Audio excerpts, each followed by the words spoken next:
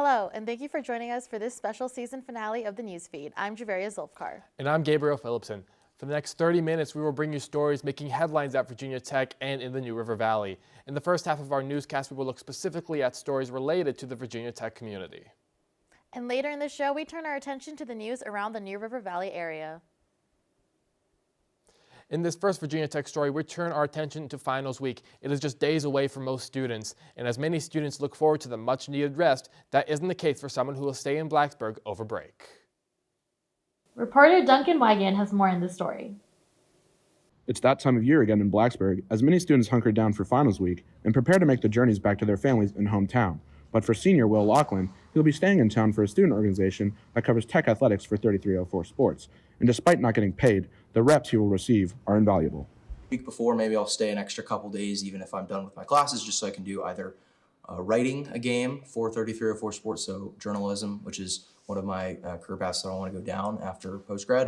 While many students will stay in Blacksburg due to their involvement in Virginia Tech athletics or Virginia Tech student organizations, many will live in off-campus complexes like these to work jobs or internships they have over the winter break. Many off-campus complexes will still charge students full rent and utilities despite not being in town. For Kieran Garassi, staying in town is much easier than finding a job back home.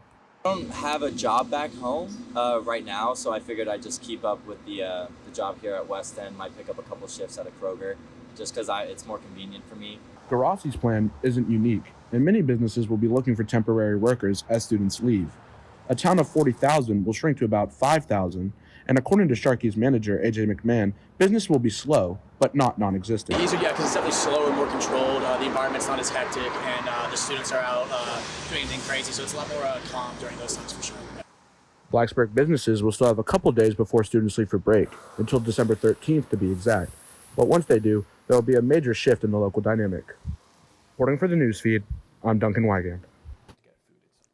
The Institute for Leadership and Technology has teamed up with the Center of Humanities to create a year-long fellowship. The program follows 11 professionals in the tech industry and analyzes their progress as they take courses in the humanities.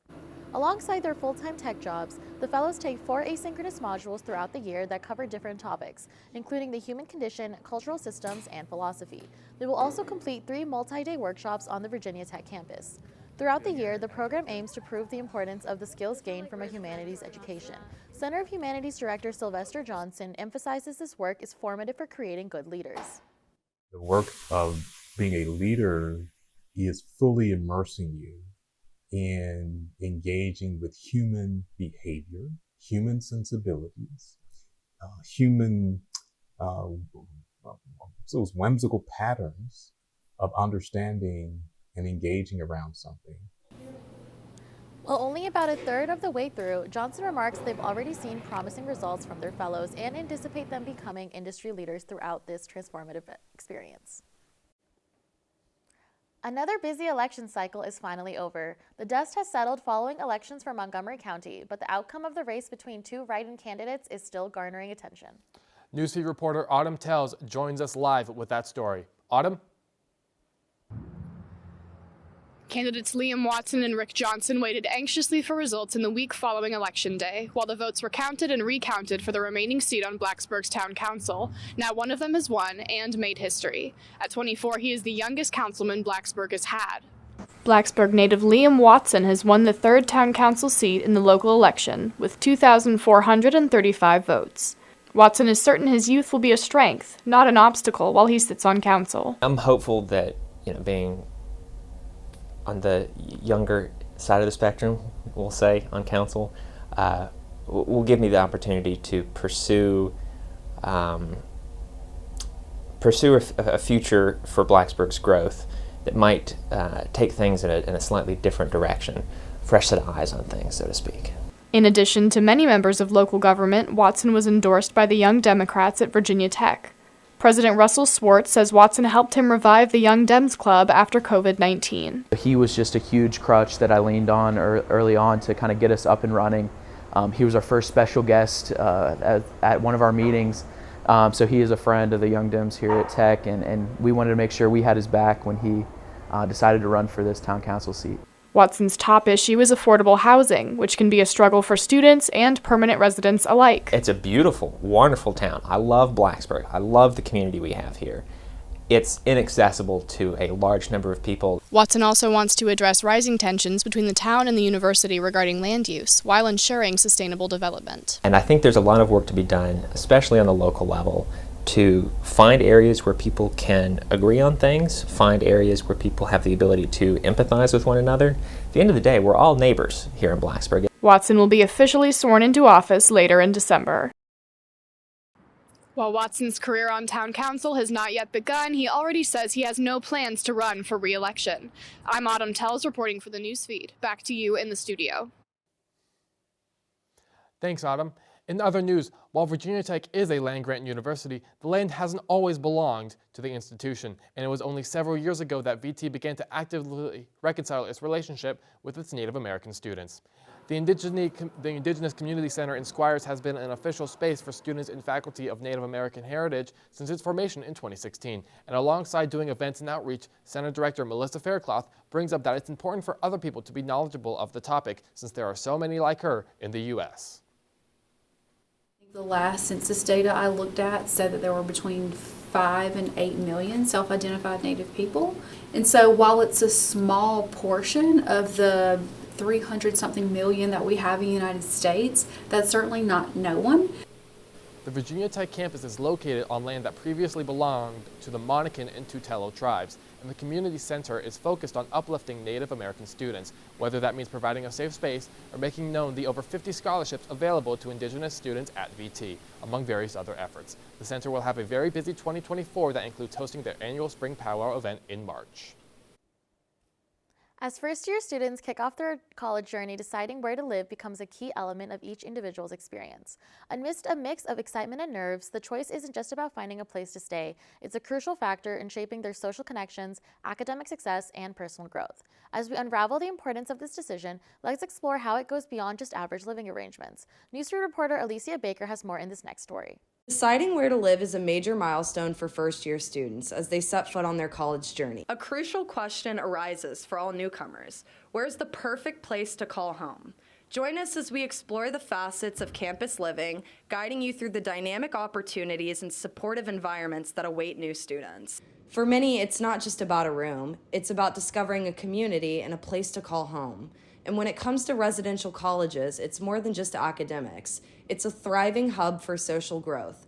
Whether it's the lively atmosphere of dormitories, the collaborative spirit of residential colleges, or the independence of on-campus living, each option offers a unique sense of belonging. On campus, you will be surrounded by resources that will help you succeed academically, socially, emotionally, in every way that you can imagine.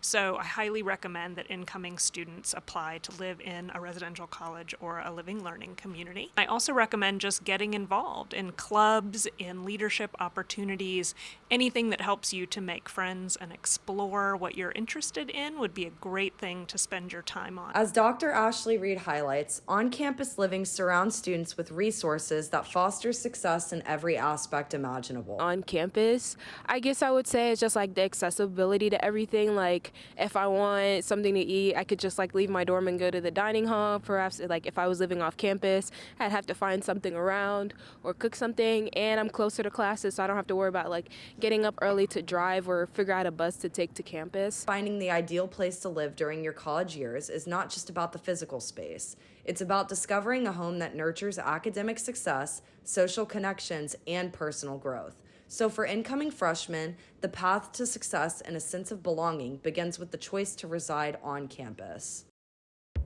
Stay with us. There's more just ahead on this season finale of the Newsfeed. Coming up, a warning from Virginia Tech's electric power provider. And mobile pantries are popping up across the Virginia Tech campus. We'll tell you why. There are more stories to come after this break. When it comes to making plans, you are the best. Those 9 months were also 273 days of planning. What about your daughter's first costume party? It was out of this world. And let's not forget those barbecues you plan in detail for your family and your more vegetarian by the day best friends. that surprise party for your parents' golden anniversary? You get the golden planning. The same way you plan each detail for those moments, start planning to protect you and your loved ones from a natural disaster. Sign up for local weather and emergency alerts. Prepare an emergency kit and make a family communications plan. Protecting your family is the best plan you can make. Welcome back to the newsfeed. I'm Javeria Zulfkar. Virginia Tech Electric Services recently fell victim to a scam involving their phone number. Scammers pretending to be from the organization VTES has received several reports that their public number has been used by scammers to collect personal information. Virginia Tech Electric Services, or VTES, has received several reports that their public phone number has been used by scammers to collect personal information. Scammers have been working to get this information by pretending to sell a product as reported by those who have received these fake calls. VTES does not request payment, ask for personal information, or sell products of any kind over the phone. Nam Nguyen, the director of VTES, said their proper communication is crucial when it comes to events like this. My immediate response was to make sure that leadership within the university is aware of the issues.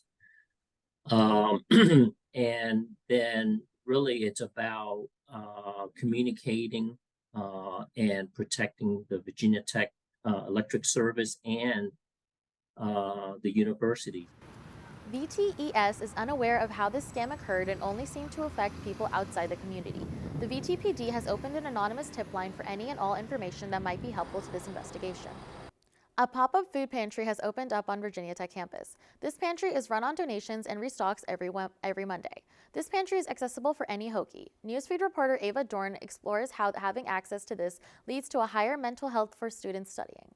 Through November 15th to December 15th, Virginia Tech will be offering a free pop-up pantry to all students. The pantry will be accessible through students' Hokie Peas. Simply scan during operational hours and enjoy a free snack. This pop-up pantry is located on the 4th floor of Newman Library in room 427.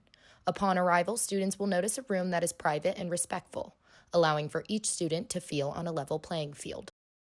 The way I see the pantry is just kind of another one of those resources for all Hokies to be united together. Because it's available to everyone, it just makes it easy for anyone who needs or wants a snack to just go right in and out, and it definitely is more uniting than separating.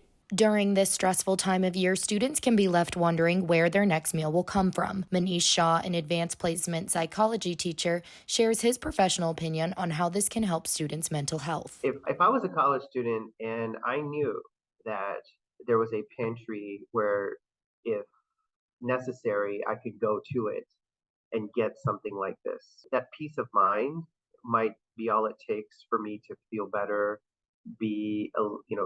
my mental health be that much better, for me to then focus on learning and education and stuff like that. I think this is fantastic because, everything helps. Every little thing helps. I think this might just make the difference in some cases. The food pantry has specific hours that they operate and is in collaboration with the market at VT. Reporting for the newsfeed, I'm Ava Dorn. With graduation right around the corner, Virginia Tech's fall class of 2023 prepares to walk across the stage. President Tim Sands, the Dean Superintendent, and 3 graduate students will share a few words at commencement. 3 female graduate students will speak at Castle Coliseum, including Imani Lewis, who is earning a master's degree in public and international affairs from Virginia Tech's Northern Virginia campus. Lewis plans to share her personal experiences, greatest accomplishments, and best advice to the graduating class. Lewis gives a preview of her speech. Just gonna brag about the fact that they're graduating. I think I just want to remind them that this is a really cool thing that they've done and that they should be proud, and also proud of the fact that they got their schooling from Virginia Tech. Lewis has volunteered for graduate commencement ceremonies in the past, helping set up chairs, handing out pamphlets, and answering inquiries at the front desk. Lewis's hard work as Virginia Tech's event assistant doesn't go unnoticed. Lewis recommends any student with an interest in getting a graduate degree to take that next step. The Virginia Tech dining halls have an image that goes beyond just Virginia colleges. VT food is often one of the highest ranked in the country. So what makes these rankings so consistent in Blacksburg? Newsfeed reporter Jackson Hardy has the story. Virginia Tech has an outstanding reputation for their food options. Including other cultures, halal, and vegan options, the opportunities are seemingly endless for students on campus. Well, Virginia Tech has consistently ranked in the top 3 among best college food in America. This has significantly added to VT's reputation, but we're trying to figure out why is this program so successful compared to other schools. No college really has an endless plethora of options available for dining, because even at a university as big as Tech, there's only so many options they can have that's also going to be food safe and accommodating to everyone here, because it's such a large pool of people. The dining hall employees go through rigorous training in allergies, sanitation, and service. Dev Swami, a student worker in dining services, says the social life from working in this high-stakes environment is rewarding. Through work, I have made so many friends. I've got to know so many people from India as well who, not only are freshmen but juniors or seniors, and I just get to know their stories and what they're doing in their college life at VT. VT came in at the number 3 spot for Nisha's 2024 Best Campus Food. Freshman students say it's one of the things they look forward to most after arriving in Blacksburg for the first time. Those working in the program say it's easy to see why. They expect the same success in the future. Reporting in Blacksburg, I'm Jackson Hardy. Well, that wraps up our look at some of the stories making news in the Virginia Tech community. Stick around because there's more right ahead. Coming up, a look at some top stories in the New River Valley. Our newsfeed cohorts Ava Dorn and Guinevere Tran are standing by, and they will take you through the second half of the newscast. They are in our newsroom to tell us what to expect. Ava and Genevieve? Thanks, Javeria. That's right, we'll be switching gears, turning our focus to the New River Valley. Yes, and some of the stories just ahead are a look at the trend of substance abuse among women in the New River Valley, and we'll take a closer look at some development projects in the works in parts of the NRV. And there are many other stories as well, so stay with us. We'll be back after this break. Every day, thousands of kids start vaping, and I can't let this happen to my kid. So if you want to talk to your kids, you have to get it trending.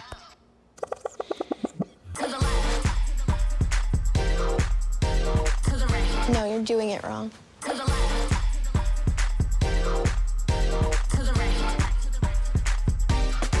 Let's go. Can we talk? Yeah, what's up? Visit talkaboutvaping.org for tips on when and how to have the vape talk.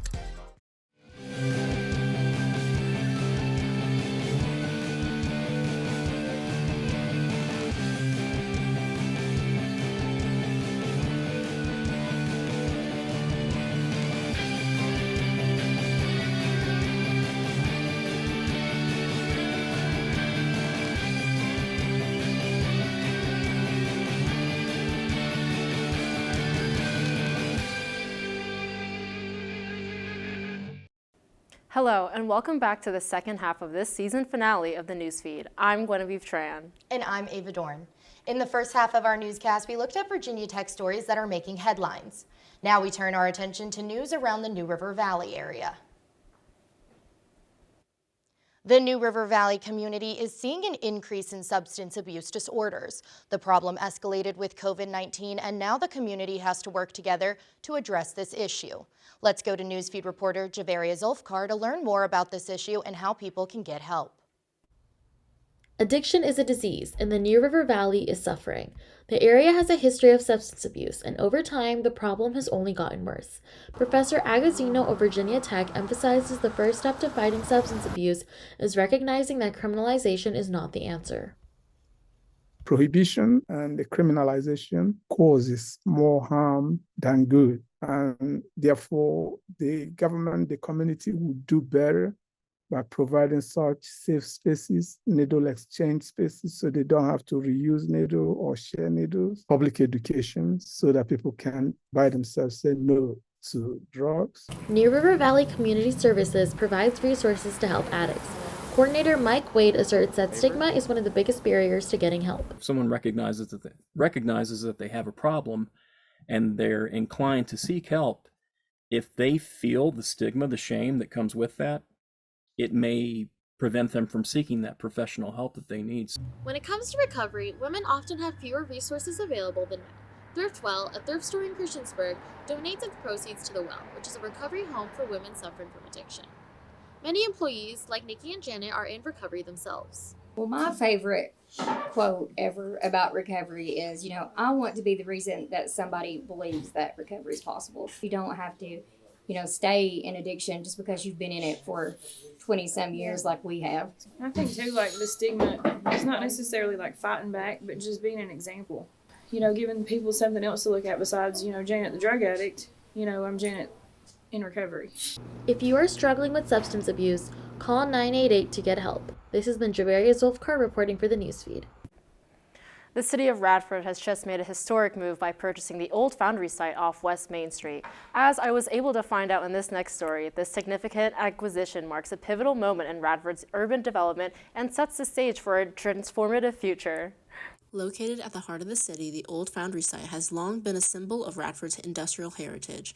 With this strategic purchase, city officials are signaling a commitment to revitalizing the area and fostering economic growth. Kim Rapace is the head of the Economic Development Department for the city of Radford. About 40 acres developable. It is zoned industrial right now. It will stay zoned industrial. We're looking for an industry. We're hoping that the entire piece of land will be sold to an industry that will take the whole thing. We want really that company that's going to come in and have that high electrical user, that high water user, that's really going to produce some revenue for the city and bring in that huge economic development piece. The Radford Foundry was founded in 1880 as a Radford iron and coal company, employed approximately 1,500 people around its peak in the late 1970s. The foundry produced an array of ductile iron products from water to sewer pipes to auto parts until they unfortunately closed their doors in 2013. City officials and community leaders have been actively involved in the planning process, seeking input from residents to ensure the new development reflects the needs and aspirations of the local population. Christine True is a smart and sustainable cities major here at Virginia Tech, where she learns the dynamics of urban change across time, space, and place.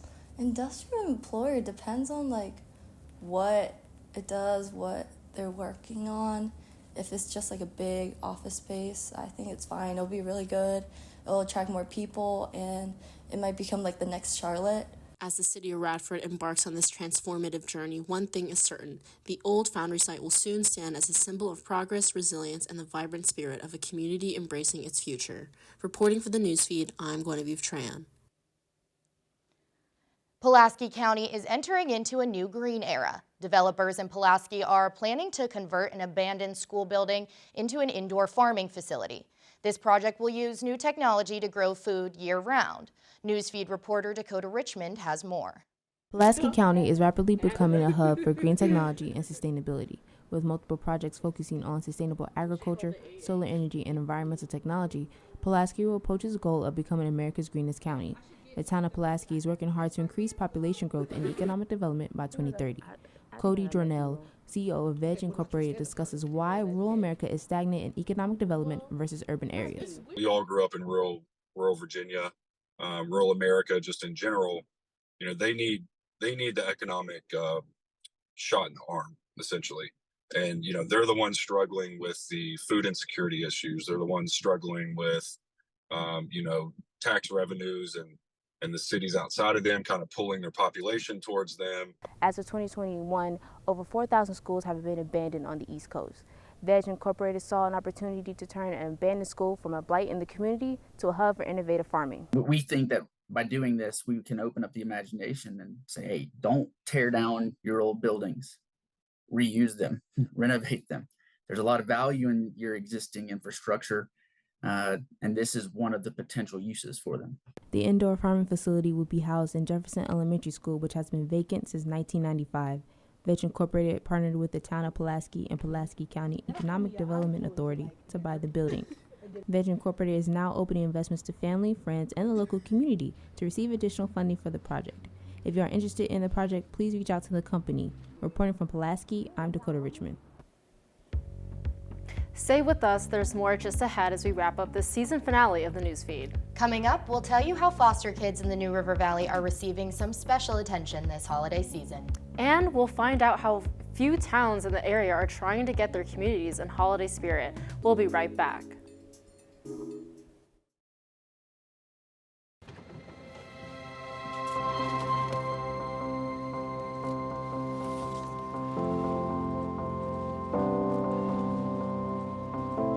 The impact of a meal goes well beyond feeding our bodies. Food can open endless possibilities for people to thrive.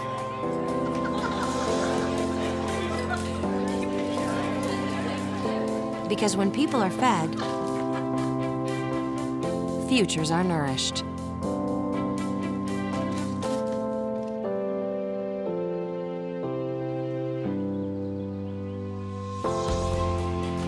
Everyone deserves to live a full life. And with your help, together we can end hunger. Join the movement at feedingamerica.org/actnow.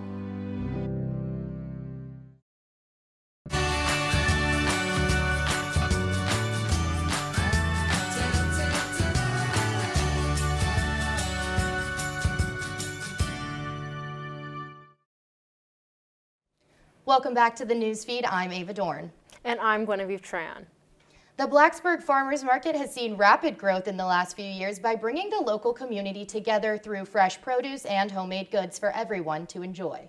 Newsfeed reporter Colin Henneberry tells us more in the next story.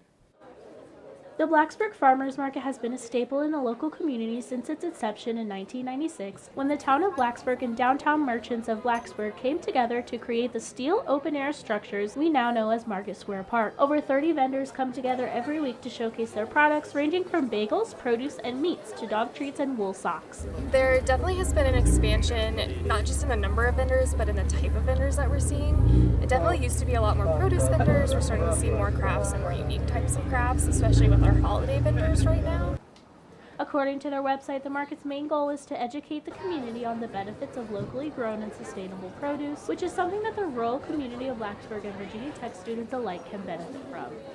NASPA.org states that around 50% of college students struggle with food insecurity at one point or another. This means that oftentimes students will resort to cheaper alternatives, such as highly processed foods. When you go to Kroger, you know that you're giving them money, you don't know where it's going. When you give money here, you know it's going to this family that I know and have a rapport with.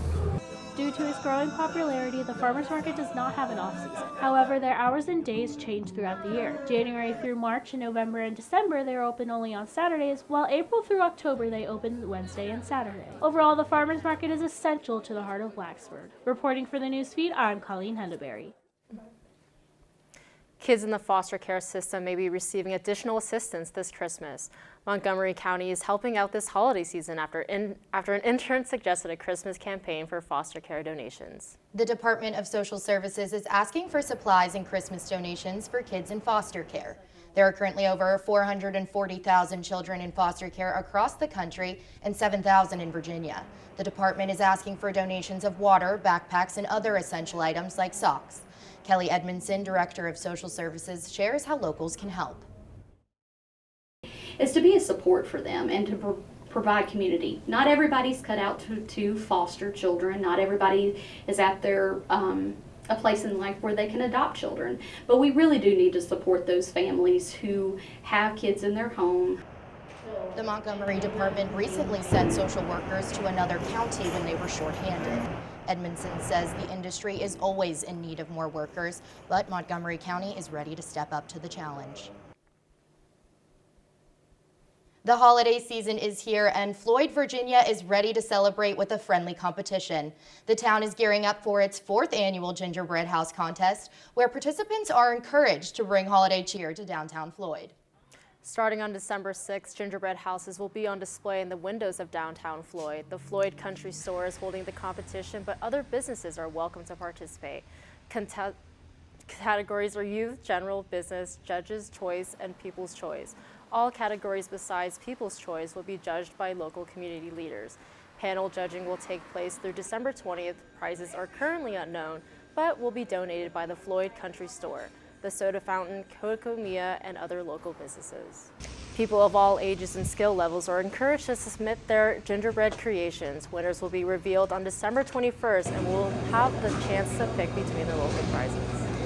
With the holiday season upon us, Radford's Season of Light show promises to illuminate the night sky with festive tales and legends. Newsfeed reporter Eden Kaplan tells us more in this next story. The night sky has long been a canvas for storytelling, and Radford University's planetarium offers a captivating journey through the legends of the sky with its holiday show, Season of Light. After a brief exploration of the current night sky, the show is only 35 minutes long. The show explains the myths and legends associated with the stars and constellations during the Christmas season. Director of the Radford University Planetarium, Dr. Rhett Herman, works to spread knowledge about the significance of the sky with every show. Most of the shows deal very specifically with astronomy and space information. It really is an astronomy educational center for the Valley. It's a really nice resource. The holiday-themed show includes tales of the Star of Bethlehem, St. Nicholas, the symbolism of holiday lights and candles, the traditions of gift-giving, and the significance of the solstice festivals.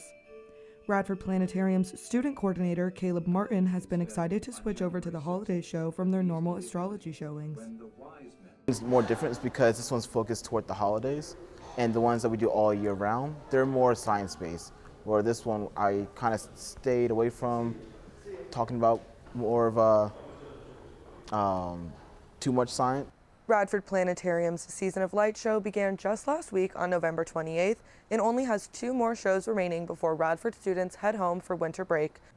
The Season of Light show at the Radford Planetarium is not just a glimpse into the night sky, but also tells the stories that have shaped this holiday season. Reporting for the Newsfeed, I'm Eden Kaplan. That will wrap up this special edition of the Newsfeed. A look at stories making headlines in the New River Valley and at Virginia Tech. The Newsfeed will be going on a hiatus for a few months, but we'll be returning in February with a new group of journalists and a new season and new series of stories to keep you up to date about what's going on with Virginia Tech and the New River Valley. While we are away, if you have a story idea, send them our way. You can connect with us on our socials or send us an email at thenewsfeednrv@gmail.com. Thanks for joining us. I'm Guinevere Tran. And I'm Ava Dorn. From all of us at the Newsfeed, we hope you have a safe and enjoyable holiday season.